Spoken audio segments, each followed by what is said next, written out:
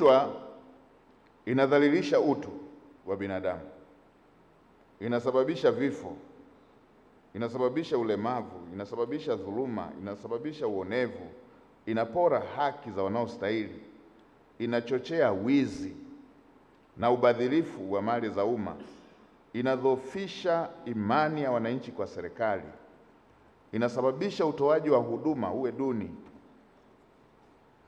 huduma za afya, huduma za elimu, huduma za maji na huduma nyinginezo.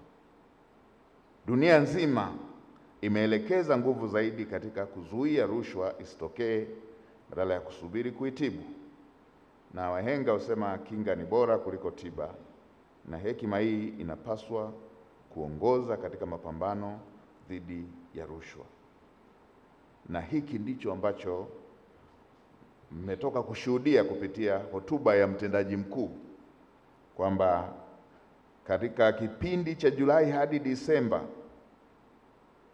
hiki kifupi tu, TAKUKURU imefanikiwa kuokoa fedha za umma zaidi ya shilingi bilioni 60.2, na fedha hizi zimerejeshwa serikalini, ndizo zimefanya kazi ya huduma za jamii.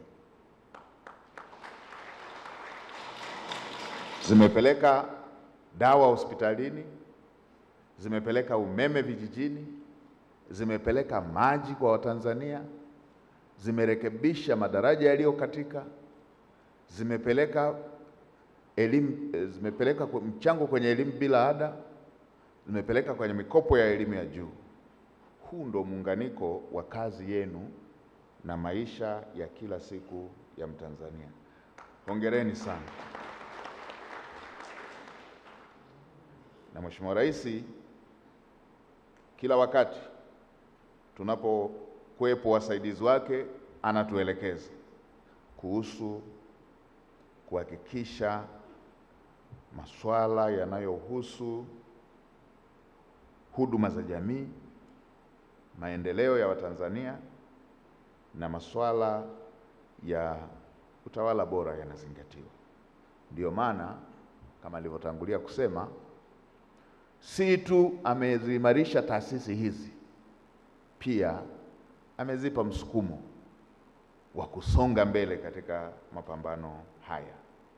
Ndio maana unaweza kuona kazi kubwa hiyo ambayo inafanyika.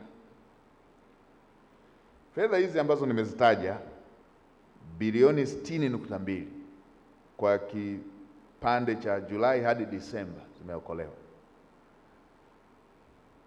inaweza kutumika kuchangia afua mbalimbali katika mipango ya afya ya uzazi, mama na mtoto, ununuzi na usambazaji wa dawa muhimu, vifaa tiba na vitendanishi. Hili sio jambo dogo, hakika ni mguso chanya kwa maisha ya Watanzania. Katika kesi 489 zilizosikilizwa mahakamani, Jamhuri imeshinda kwa asilimia 68.8. Hii ni ishara ya kazi nzuri ya uchunguzi, ushirikiano madhubuti kati ya TAKUKURU na Mahakama ya Tanzania, ambapo kazi hii imefanyika na majibu yake yamepatikana. Asilimia 68.8 kesi Jamhuri imeshinda kati ya kesi 489. Hiki pia ni kitu kizuri ambacho Watanzania mara zote wanatamani kukiona, na Mheshimiwa Rais alikuwa akisisitiza kwamba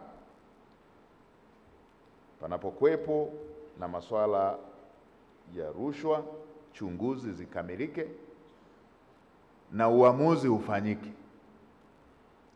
Hii asilimia 68.8 ni moja ya ishara kwamba kazi hiyo inafanyika kutekeleza hayo maelekezo. Tuongeze jitihada za kuweza kuhakikisha mashtaka yanapelelezwa, yanakamilika, kesi zinapelekwa mahakamani na uamuzi unafanyika.